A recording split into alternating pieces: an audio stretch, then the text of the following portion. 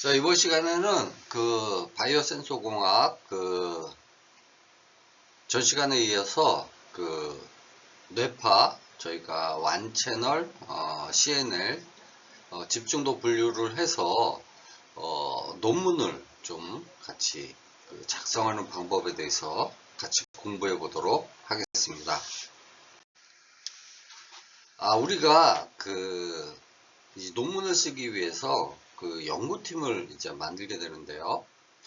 연구팀 운영의 목적과 필요성은 이제 인트로덕션, 서론이나 연구 제안서, 프로포절의 핵심입니다. 그러니까 여러분들 프로포절 많이 해 보셨겠지만 저도 마찬가지입니다. 그다음에 그래서 인트로덕션이나 프로포절을 많이 쓰죠. 그래서 저희가 지금 하고 있는 완 채널 뇌파 신호와 인공지능을 결합한 그런 연구는 어떤 기술적인 한계나 실용적 가치 사이의 균형을 설명하는 것이 매우 중요하게 되겠죠. 그래서 우리가 지금 이제 연구팀을 예를 들어 여러분들이 만든다. 그러니까 박사과정 학생과 석사과정 학생이 같이 만든다. 혹은 학부생을 포함해서 만든다 했을 때 이제 어떤 게 필요한가 우리가 한번 좀 정리를 해볼 필요가 있을 것 같습니다. 그래서 이걸 같이 한번 정리해 보도록 하겠습니다. 일단 연구팀 운영의 핵심 목적이 되겠는데요. 우리가 단순히 데이터를 뇌파 데이터를 분류하는 것을 넘어서 어떤 뇌파 데이터의 기술의 표준화, 그 다음에 뇌파 데이터를 가지고 어떻게 디지털 헬스케어 쪽으로 적용할 수 있느냐 이제 초점을 맞춰야 되겠습니다. 지금 저희가 사용하는 것은 16채널, 32채널의 어떤 와이어의 어떤 노이즈가 필터링 되고 그런 개념이 아니라 저가형 완 채널의 뇌파기기입니다. 그래서 저가형 뇌파기기 신뢰성을 검증을 해야 되는데 저희가 쓰는 마인드웨이브 모바일과 같은 완 채널, 특히 건식 기능이기 때문에 그러니까 습식보다 당연히 32채널이어도 건식이 좀 정확도는 떨어지겠죠. 그래서 건식 전극기가 임상용, 좀 위험한 단어긴 한데요. 임상용, 어떤 뇌파를 측정할 때 다채널 뇌파 시동기를 어느 정도 수준까지 대체하거나 보완할 수 있는지 학술적 근거를 마련합니다. 그래서 저도 일반 예를 들어 스탠다드형의 기기를 어떤 모바일 쪽으로 거의 비슷한 성능을 낼 수 있다 이런 논문을 SCI 논문을 많이 냈습니다. 그래서 저는 사실 좀 효용성 부분에 많은 좀 포커싱을 맡아서 연구를 하는 그런 편이 되겠습니다. 그래서 완 채널이 어떻게 대체하거나 보완할 수 있는지를 우리가 이제 학술적 근거를 마련하는 것이 되겠습니다. 그 다음에 이렇게 예를 들어 모바일로 안저 데이터를 수집을 하던 혹은 완 채널로 뇌파 데이터를 수집하던 어쨌든 기본적으로 저희가 스탠다드형의 퍼포먼스를 낼 수 있다면 굉장히 좋은 연구가 되겠죠. 그래서 고령층 및 일반인 대상 인지상태 모니터링을 하고 병원 밖 일상생활에서 간편하게 집중도와 혹은 인지저하를 실시간으로 추적할 수 있는 인공지능 모델을 좀 구축하는 게 목표가 되겠습니다. 그 다음에 데이터 기반 맞춤형 피드백을 제공하는데요. 개인별 뇌파 패턴을 학습을 해서 은퇴 후에 시니어 세대의 인지 건강 증진을 위한 맞춤형 콘텐츠 가이드라인을 제시할 수 있다라는 겁니다. 자, 그다음에 연구의 필요성인데요. 기술적 필요성은 앞에도 설명했지만 완 채널 데이터의 한계성 극복입니다. 그러니까 완 채널이 예를 들어 32채널보다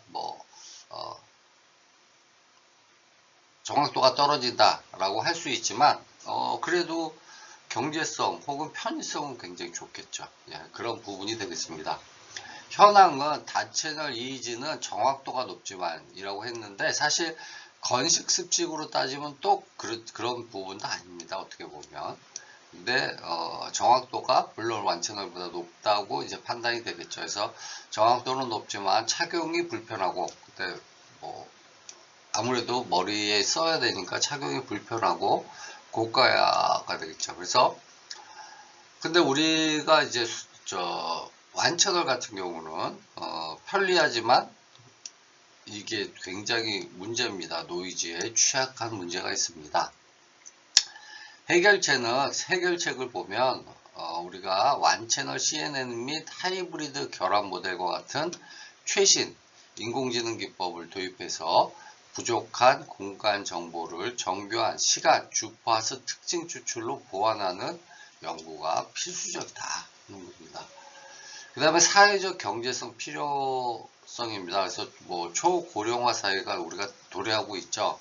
그래서 한국은 지금 급격한 고령화로 인해서 경도, 인지장애 및 치매 예방이 국가적 과제입니다. 그래서 이게 사실은 의료기기는 아니지만 우리가 뭐 가볍게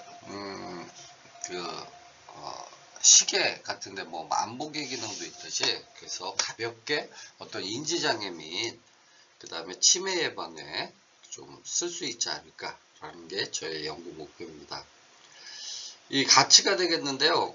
너무 지금 비싸죠. 뇌파를 측정하는 장비가. 그래서 비싼 장비 없이 스마트폰과 보급형 EEG만 완채널 만으로도 일상적으로 인지훈련, 뭐 집중도 측정, 그 다음에 뭐 치매 예방 게임 이런 것도 가능합니다. 그래서 여러분들한테 치매 예방 게임도 한번 보여드릴까 합니다. 그래서 일상적인 인지훈련이 가능해지면 사회적 의료 비용을 뭐 획기적으로 절감할 수 있음. 이건 뭐 서론에 들어가겠죠. 연구의 필요성에 들어가겠죠. 그 다음에 학술적 필요성인데요. 인공지능 분야가 요즘 사실 어떻게 보면 경제적으로 메디칼 분야가 좀 많이 활성화되어 있죠. 그래서 메디칼 분야에 인공지능을 접목하는 경우가 굉장히 많습니다. 그래서 메디칼 AI에 실용하다. 기존 연구는 대부분 고가의 장비를 이용을 해서 실험실 환경에서 사용을 합니다. 특히 뇌파 같은 경우는 어떤 뇌사 상태거나 혹은 뭐 식물인간 상태의 뇌파들이 많습니다. 그래서 제가 이제 삼성의료원의 IRB를 통해서 어떤 학생들의 뇌파를 연구 동의하에 이제 측정한 경우도 있고요. 그래서 주로 이제 실험실 환경에 국한이 됩니다. 자, 이제 노이즈가 섞인 일상생활 데이터를 딥러닝으로 정밀하게 분류하는 방법론을 우리가 제시해서 완채널도 고가의 32빗 채널의 어떤 뇌파 측정기와 비슷한 성능을 가진다는 것을 증명함으로써 메디칼 AI 연구의 지평을 넓히겠다.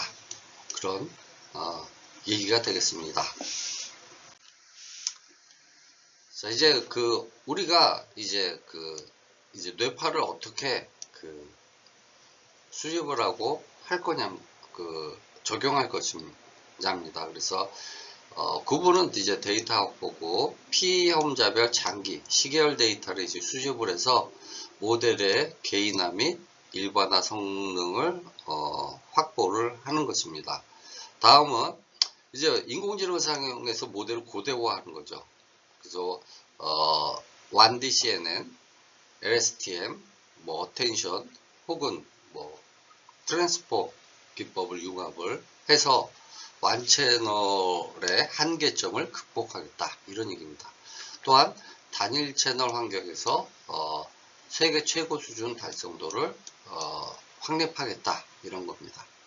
그래서 우리 연구팀은 보급형 단일 채널 EEG 센서와 딥러닝 기술을 결합을 해서 병원 밖 일상생활에서 누구나 자신의 뇌 건강과 집중 상태를 정밀하게 모니터링 할 수 있는 보편적인 메디컬 AI 기술 구현을 목적으로 한다 하고 하겠습니다.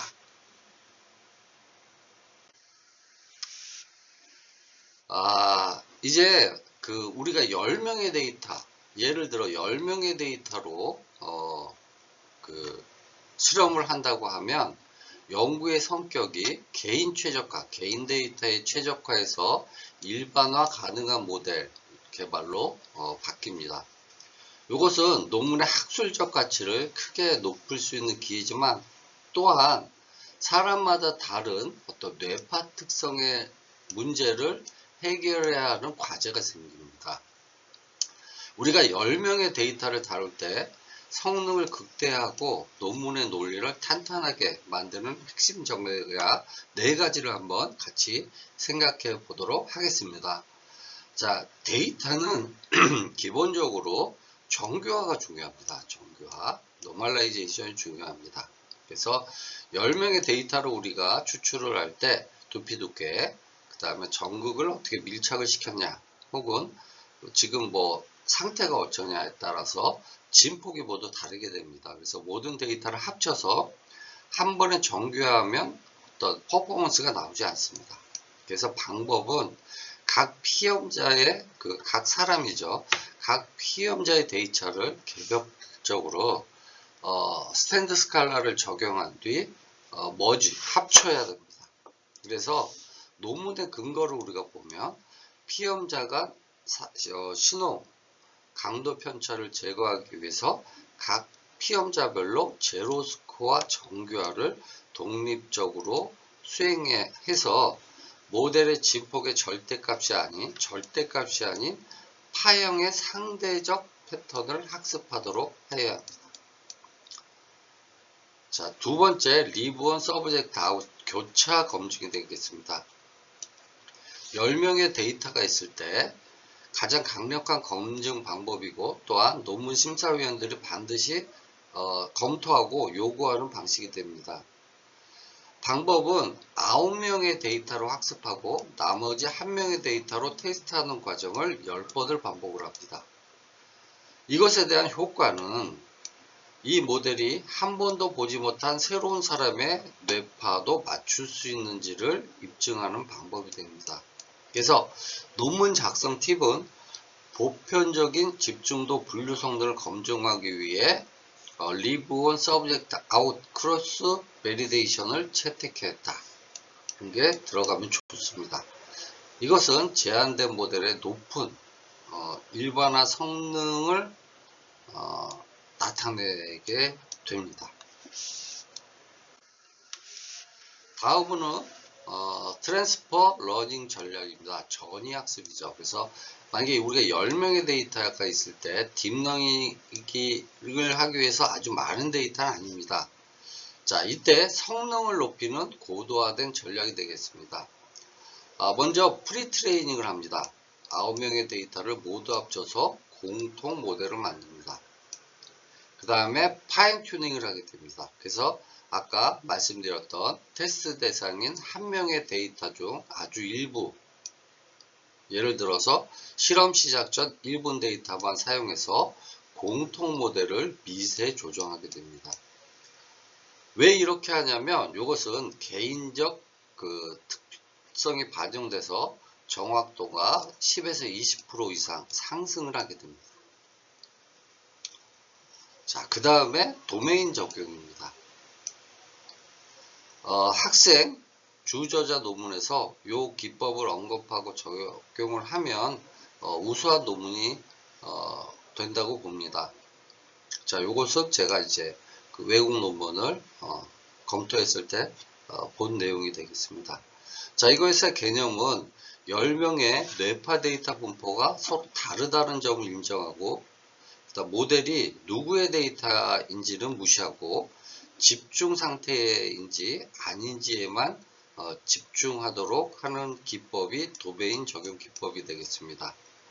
구현은 우리가 만든 1D CNN 구조에 도메인 클래시파이어 레이어를 추가해서 우리가 측정하고자 하는 피험자를 구별하지 못하도록 웨이브 밸런스, 그러니까 가중치를 역전파시키는 방법이 되겠습니다. 자, 이제 우리가 이제 논문을 쓰기 위해서 이제 팀원을 팀을 구성을 했을 때 팀을 어떻게 세분화할 수 있을지를 한번 같이 검토해 보도록 하겠습니다. 이제 전체적으로 보면 데이터 관리, 그 다음 모델 고도화, 그 다음 통계 및 해석이 되겠습니다. 그래서 우리 논문에 보면 뭐 주저자, 뭐 교신 저자 이렇게 있죠. 그거에 대한 내용이라고 보시면 되겠습니다. 데이터 관리를 하는 사람은 10명의 데이터를 정교화를 하고 그 다음에 로서 검증을 위한 데이터셋 파이프라인을 구축했다 라고 하고, 그 다음에 모델을 고도화 시켜야 되겠죠. 그래서 10명의 여기서 대용량이라고 그럴 때 데이터가 굉장히 많습니다. 뇌파 데이터는. 그래서 대용량 데이터를 처리하기 위한 기존 1D CNN 구조를 더 깊게 설계를 하게 되겠습니다. 그 다음에 통계 및 이제 해석을 하게 되는데 10명의 결과에 대한 통계성, 유의성, t-테스트 등 시험자별로 왜 성능 차이가 나는지를 이제 분석하게 되겠죠. 그래서 10명의 데이터가 있으면 제너럴 모델 때 퍼스널라이즈드 모델의 성능을 비교하는 세션의 논문이 그 세션이 추가돼야 합니다. 그래서 우리가 결론을 미리 좀 추론을 하면, 예를 들어 공통의 모델은 몇 프로, 75%의 정확도를 보였으나 미세 조정, 우리가 파인 튜닝을 거친 개인화 모델은 예를 들어 88%의 정확도를 기록을 해서 13%의 그 우위를 나타냈다. 이런 것도 어떤 논문의 결과가 되겠죠. 그래서 이것을 정확도를 기록했다는 식의 결과는 실용적 메디컬 AI 연구로서 어떤 그 뇌파에 대한 컨트리뷰션, 완벽한 기여도를 갖게 되겠습니다. 자, 이제 통계적 분석을 하는 방법을 보게 되겠습니다. 자, 이제 학생들의 논문이 리절트와 디스커션 섹션을 작성할 때 반드시 포함되어야 할 통계 분석 단계와 방법을 한번 정리해 보도록 하겠습니다. 앞에서 예를 들어 정확도가 85%다 라고 서술하는 것은 부족합니다. 그래서 백데이터가 필요하겠죠. 그래서 기존 방식, 예를 들어 단순 머신러닝보다 제한된 1D CNN 하이브리드 모델이 통계적으로 우월함을 증명해야 됩니다. 자, 이를 위해서 대응 표본 T 검증, paired T 테스트를 제시를 하는 것을 추천을 드립니다. 자, 언제 사용하느냐? 동일한 10명의 피험자에 대해서 기존 모델과 제한 모델의 정확도를 비교할 때 사용하게 됩니다. 그래서 두 모델 간의 평균 정확도 차이가 통계적으로 유의미한지를 확인하게 됩니다. 기존은 유의미 수준이 5% 미만이면 제한 모델이 통계적으로 유의미하게 성능이 향상되었다고 결론 지을 수가 있습니다. 그 다음에 분산 분석이 되겠는데요. 세 개 모델, 예를 들어 CNN, LSTM, CNN, LSTM 성능을 비교할 때 사용합니다. 그래서 사후 분석을 통해서 유의미한 차이가 있으면 어떤 모델끼리 차이가 나는지 사후 검증을 실시하게 됩니다. 자, 10명의 데이터가 있기 때문에 개인별 차이가 결과에 미치는 영향을 분석해야 하는 것이 논문 뎁스의 차이가 생깁니다. 자, 그래서 피시험자별 신뢰 구간, 그래서 각 피시험자의 정확도에 대한 예를 들어 95%에 대한 신뢰 구간을 개선해서 에라바가 포함된 그래프를 제시합니다. 이것은 모델이 특정 피험자에게만 잘 작동하는 평행성이 있는지를 어떤 확인하는 그런 지표가 되게 되겠습니다. 그 다음에 상관관계 분석인데 피시험자의 주관적 집중도, 설문 점수와 모델이 예측한 집중도 점수 간의 상관계수를 구합니다. 자, 이것은 모델의 예측값이 실제 인간이 느끼는 집중도와 높은 상관관계를 고임을 입증해서 우리가 테스트한 모델의 타당성을 높이게 됩니다.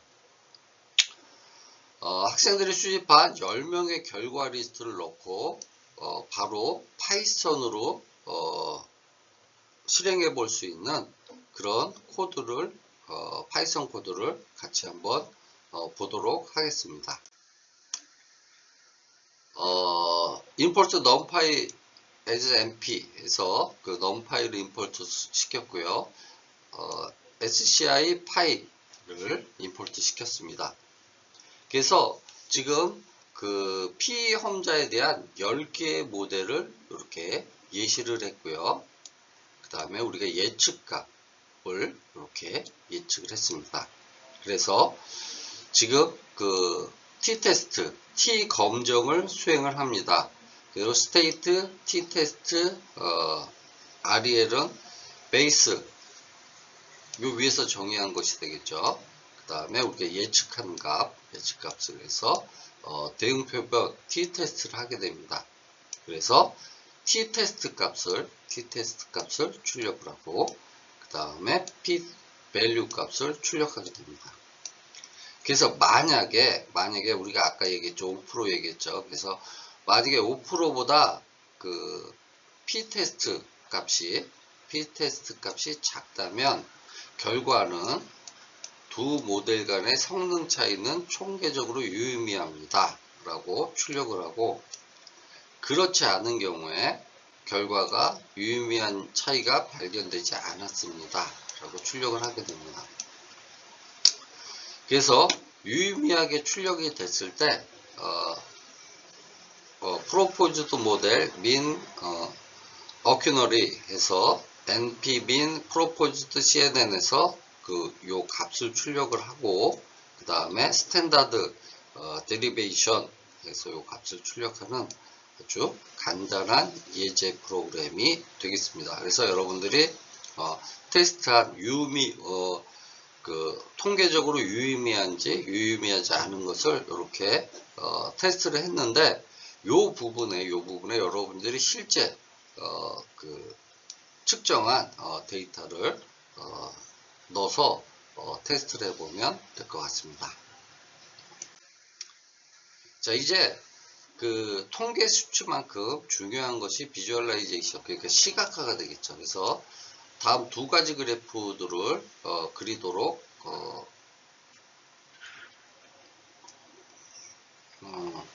지도하라고 합니다. 자, 박스 플롯인데 10명 전체의 정확도 분포, 그 다음에 중앙값, 그 다음에 이상치를 한눈에 보여주는 그래프를 보여주면 이것은 모델 간 성능 비교 시 가장 표준적인 그래프가 되겠습니다. 그 다음에 컴퓨전 매트릭스인데 혼동행렬이라고 그러죠. 그래서 10명의 데이터를 합산을 해서 집중, 비집중의 정밀도와 재현율을 시각화를 합니다. 그래서 집중 상태를 놓치는지 아니면 비집중을 집중으로 오해하는지를 분석하는 것은 그런 근거가 되겠습니다. 다음은 이제 비주얼라이제이션도 중요한데 그 어떤 성능 비교표 같은 게 중요를 하죠. 그래서 요 아래 예시표는 연구의 핵심 성과를 보여줍니다. 그래서 10명의 피험자 개개인의 결과와 평균 성능을 비교해서 모델의 일반화 능력을 입증을 하게 됩니다. 그래서 비교를 하는데 그 개개인의 결과와 어떤 성능을 비교한 이 표를 이런 식으로 여러분들이 제시를 하면 되겠습니다. 그래서 결과는 0.5%보다 적은 어떤 성능을 나타낸다 라고 하는 것이 논문의 특징이 되겠죠. 그래서 예를 들어 피험자별 모델별 성능 비교표 메인 리저트가 되겠죠. 이런 표가 하나 필요하고요.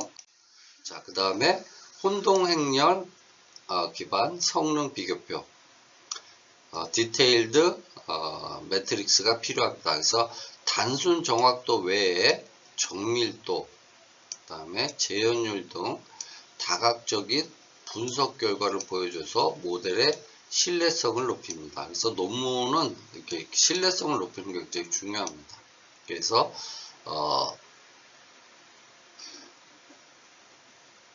디테일드 퍼포먼스 매트릭스 오브 프로포즈드 하이브리드 모델 해갖고 어떤 그 하이브리드 모델의 성능 지표를 이렇게 나타내는 것이 좋습니다. 자, 그 다음에 통계적 유의성 검정 결과표가 되겠습니다. 그래서 10명의 데이터를 베이스로 해서 수행한 T-테스트 또는 아노바 결과를 명시해서 학술적 타당성을 확보하면 좋을 듯 합니다. 자, 이게 예제가 되겠는데요. 그 테이블 3에서 그 학술적 타당성을 위한 그 표가 되겠습니다. 그래서 CNN과 베이스라인, 그 다음에 하이브리드와 베이스라인이 어떤 그 향상을 나타냈냐를 나타낸 것입니다. 자, 그래서 우리가 이 표를 그 제시한 후에 논문에서 우리가 만약에 3개의 표를 제시를 했다면 이걸 어떻게 설명할 때 좋은가 하는 표준 문구를 제가 영문으로 작성했습니다. 그래서 성능 우위는 우리가 하이브리드 모델은 84.2%인데 이것은 기존 거보다 13.7%가 임프루브 됐다라는 그런 내용이 되겠습니다. 그 다음에 성능 우위를 강조를 하고 그 다음에 통계적 우위를 언급을 하게 됩니다. 그래서 굉장히 그 수치가 낮아졌다. 그 다음에 일반화 성능 분석이 되겠습니다. 그래서 이것도 이지 시그널에 대해서 어떤 그 성능이 굉장히 디테일하게 좋아졌다라는 것을 나타내고 있습니다.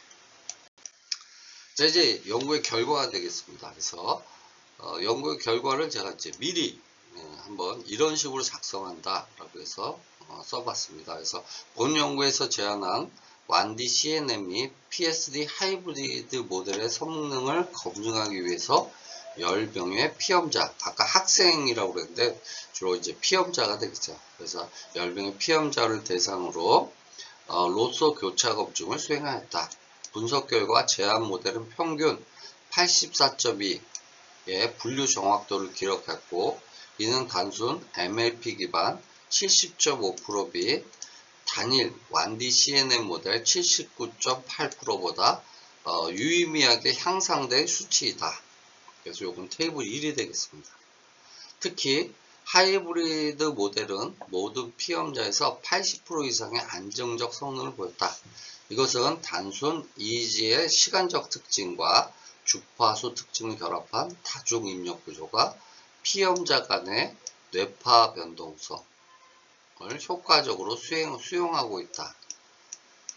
자, 그 다음에 모델 간 성능 차이의 통계적 유의성을 입증하기 위해서 아까 말씀드렸던 페어드 테스트를 실시했는데, 분석 결과 하이브리드 모델과 기본 모델 간의 성능 차이는 매우 유의미한 것으로 나타났다.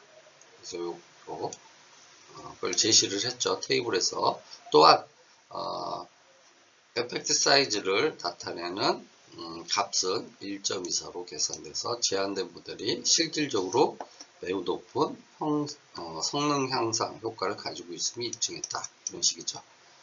자, 그 다음에 모델의 오분류 특성을 상세히 파악해서 콘퓨전 매트릭스 분석을 수행했다. 이건 테이블 2가 되겠습니다. 자, 그 다음에 집중 상태는 0.86으로 나타났고, 이것은 신뢰도가 매우 높음을 의미합니다. 비집중 상태 재현용 리콜은 0.85로 실제 휴식 상태를 정확하게 식별해내는 능력의 타고남을 제안하였다. 그 다음에 이러한 본 모델의 단순히 높은 정확도를 나타내는 것을 넘어서 실제 인지상태 모니터링 시스템에 적용했을 때 가양성을 낮추고 실제 상태를 정밀하게 추적할 수 있음을 뒷받침한다. 여기 리조트로 굉장히 충분한 얘기가 되겠죠. 자, 그 다음에 이제 고찰이 되겠습니다. 마지막으로. 자, 학술적 의미는 완채널의 한계를 극복했다. 그 다음에 피험자 간 변동성을 분석을 했다.